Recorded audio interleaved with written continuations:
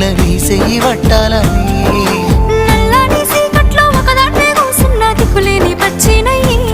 బావా నువ్వెప్పుడొస్తావని ఏళ్ళైపోతుండే పిల్ల ఎన్నెలొచ్చింది మన బతుకులా ఏలైపోతుండే పిల్ల ఏలు వట్టంగా వస్తున్నాయా ఇన్నాళ్ళ ఎడబాటు ఎడవాసిపోతుందిలే ఈ సీనయ్య గుండున్నదే సినదారా నీ కోసము ఈ దూరాన్ని చెరుపుతూ తీరాల కగిలింది అందాల ఈ మానవు